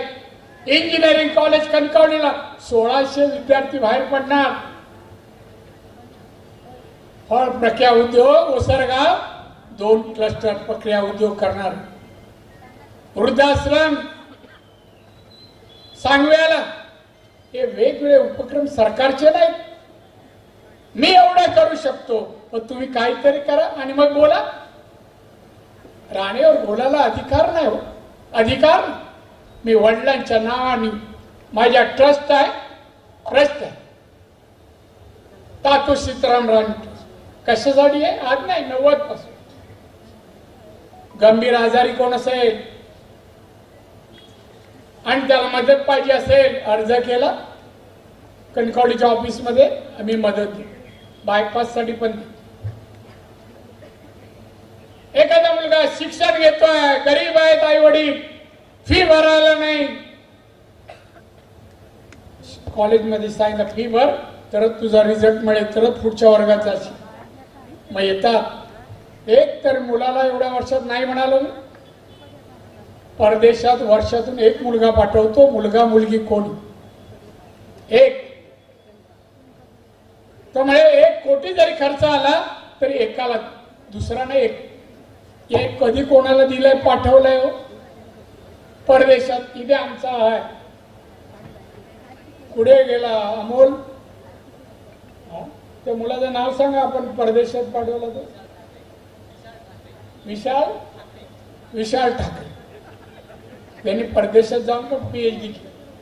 अशा अनेक आहेत. मी करू शकतो, तुम्ही नाही केलं. आणि टीका, अरे मोदी साहेबांनी ते एवढी काम केले, 54 योजना. घरात औषधाला पैसे नसतील तर लोकांना, गरिबांना मृत्यूशिवाय दुसरा मार्ग नव्हता. मोदींनी 5 लाख एका कुटुंबाला 5 लाखापर्यंत खर्च देणारी आयुष्यमान भारत योजना आणली हो. महिलांना उज्ज्वला गॅस हे चालू केलं.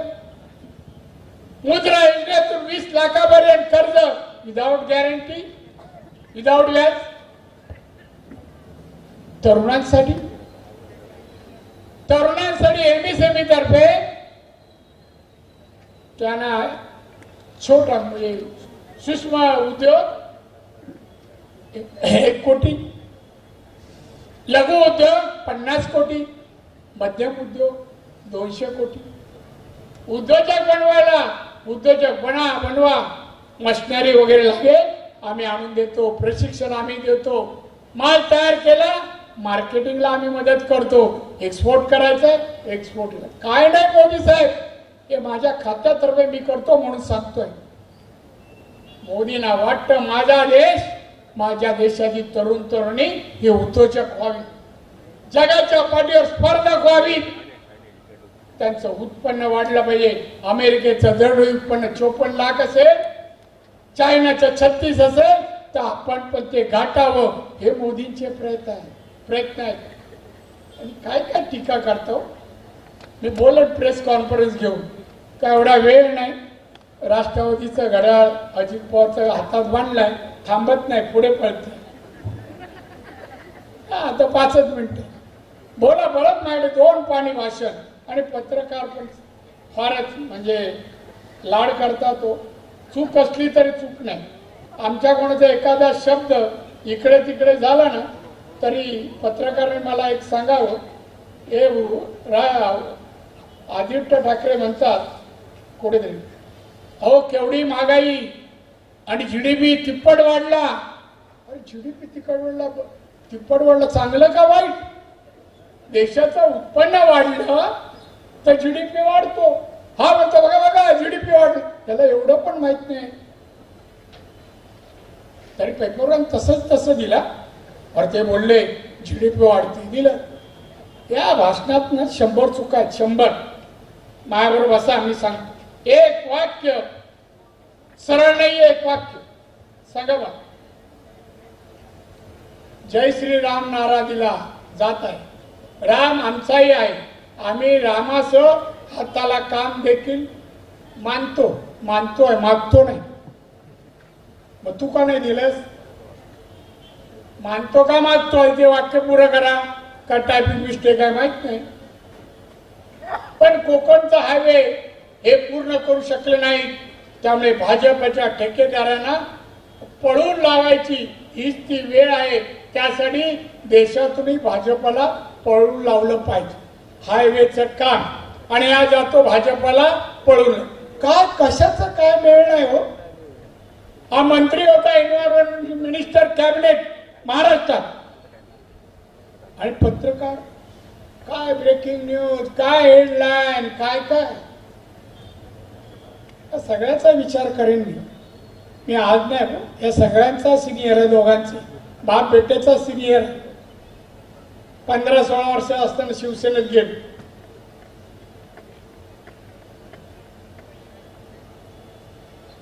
काय आणि म्हणून जे आले प्रचाराला आले आणि प्रचार ज्याचा करतात त्याचं कर्तृत्व नाही. बांधवणं सत्ता मोदींची येणार. कोणी आंध्रा म्हणून कोणी माणूस सांगेल की सत्ता या देशात मोदींचीच येणार. राज्यात आमची सत्ता आहे. या विनायक राऊत काय काम करणार हो. एक तर आश्वासन दिली नाही. काय काम करणार. मोदी सरकारमध्ये असेल तोच काम करेल ना. दिल्लीत महाराष्ट्राचं काम इथे मीच आहे. त्यांचं काय काम नाही. आपल्याला एक विनंती करायची. बांधव आणि जिल्ह्याने मला फार दिली. माझं कार्य जिल्ह्यात जन्म झाला. माझं कार्यक्षेत्र मुंबई लहानपण. माननीय बाळासाहेब ठाकरेंनी मला 90 साली पाठवलं की जा तुझी तिकडले कार्यकर्ते सांगतायत की तुला इकडे पाठवा आमदार. हे आहेत बसले तिकडे. मला पाठवलं. आलो 90ला 28 दिवस. या जिल्ह्यातल्या लोकांनी कणकवली मालवणकरांनी मला 28 दिवस प्रचार केल्यानंतर मला निवडून दिलं. 1 ना 2 ना 5 ना 6 वेळा निवडून. मी आमदाराचा मंत्री 10-12 खात्याचा मंत्री झालो. मी मुख्यमंत्री झालो. ऑपोजिशन लीडर 6 वर्ष. परत आमदार परत खासदार आणि केंद्रीय 10 पद लाईनीत. एवढं राजकारणात कोणाला मिळत नाही. मला मिळालं. ही सर्व कोणामुळे. सिंधुदुर्गातल्या माझ्या जनतेमुळे तुमच्यामुळे मिळाली अशी माझी भावना आहे. तुमचा प्रेम आशीर्वाद. मी एकदा अनेकदा भारावून जातो. जाताना कुठे भेटले. देवगडला परवा गेलो. 84 वर्षाचे सद्ग्रस्त समोर आले. दादा अभिनंदन नमस्कार. तुमचं भाषण ऐकलं मी आणि काही स्तुती माझी केली ती सोडा. पण नाही तुमचं छान काम. 84 वर्ष. कुठल्या पक्षाचे माहित नाही. पण लोकांमध्ये लोक प्रेमही देतात. आशीर्वाद देतात. कौतुकही करतात. प्रेरणाही देतात. मला देतात. निलेश नितीशला पण देतात. आहे माझ्याकडे विकत घेतले. आणि म्हणून लोकांनी ते प्रेम वगैरे दिलं. मी अतिशय चांगलं काम नाव केलं. कोकणाचं नाव मी दिल्लीपर्यंत नेलं. दिल्लीत केलं. आज कोकणात तिथले मंत्री आहेत समोर येतात. क्यों राणे जी कैसे है आपका कोकण कैसे. कोणी तुम्ही गेला तिकडे भेटलात तर सांगा मी कोकणातून. हा राणेजी का मुलुक ना. हे पहिलं बोलतील. ही ओळख मी तुमची केली. हे केली. त्या वातावरणाचं काम नाही. घरात बसून नुसतं कॉम्प्युटर ऑपरेट करता येतो का माहित नाही मला. नाही नुसताच बसेल आणि सगळे फोटो काढ. मी ऑपरेट करतो. एक गोष्ट सांगतो पत्रकारांसाठी. 2 मिनिटं आहेत. एकदा गेट ऑफ इंडियात एक फोटोग्राफीचं एक्झिबिशन होतं उद्धव ठाकरेंचं. मी गेलो. मलाही आमंत्रण होतं आणि फोटोग्राफीचं प्रदर्शन. फोटो सगळीकडे होते. एक पत्रकार माझे सिनियर आज इथे नाही फार सिनियर आहेत ते तिथे होते. मी त्यांना बाजूला घेतलं. फोटो पाहतो. मी काय रे हेलिकॉप्टरच्या बाहेर पाय बाहेर काढलाय आणि हे फोटो काढले तर यापैकी कुठला फोटो रे. साहेब हे सगळे फोटो आम्ही काढले. त्याने एकही नाही काढला. तुम्ही एकट्यात भेटा. मी त्या फोटोग्राफरचं नाव सांगतो. एक काही फोटो नाही ना बाहेर. फक्त असा बाहेर काढून त्यांना सांगितलं माझा फोटो काढा. माझा पाय बाहेर. काय ढोंगी आहे. खोटारडा आहे हो. विकृत माणूस आहे. विकृत. हे पार्लमेंटरी वर्ड आहेत ना, हा, त्याच्या बाहेर नाही मी गेलो. असो, आज शेवटचा दिवस, तुम्हालाही आता नंतर आराम मिळेल. पत्रकार, माझे कार्यकर्ते सगळे, पण थांबू नका. युद्ध आणि निवडणुकीमध्ये विजयी झाल्याशिवाय नजर काढायची नसते. आपल्याला मतदान मिळतंय का, मत टाकलं जात आहे का, कमळावर आहे का, हे पहा. रिझल्टच्या वेळेला पहा. विजयी नारायण झाले का आनंदोत्सव तयार करा, चालेल. जसं युद्धातही समोरच्याने शस्त्र खाली ठेवल्याशिवाय विजय जाहीर होत नाही. आपणही आपला विजय जाहीर करेपर्यंत आपण थांबायचं, पाहायचं आणि मग आनंद असतो. चला, आमचे दिवसभरातले सर्व अपडेट्स, ताज्या घडामोडी आणि थेट लाईव्ह पाहण्यासाठी सबस्क्राईब करा, लाईक करा कोकणचं नंबर 1 महा चॅनल कोकण 7 लाईव्हचं YouTube चॅनल. शेवटी ठळक घडामोडी पुन्हा एकदा. हेडलाईन्सचे प्रायोजक आहेत टायझर, go royal with Oxford. This news is presented by Vithoba Ayurvedic Dant Manjan, जड़ से जुड़ो. प्रचाराच्या तोफा थंडावल्या, राणे ठाकरेंवर बरसले आणि केसरकरांनी ठाकरेंचा घेतला खरपूस समाचार. हेडलाईन्सचे प्रायोजक होते टायझर, go royal with Oxford. This news is presented by Vithoba Ayurvedic Dant Manjan, जड़ से जुड़ो. बातमीपत्रात वेळ झाली इथेच थांबण्याची. पाहत राहा कोकणचं number 1 Maha channel Konkan 7 live. धन्यवाद.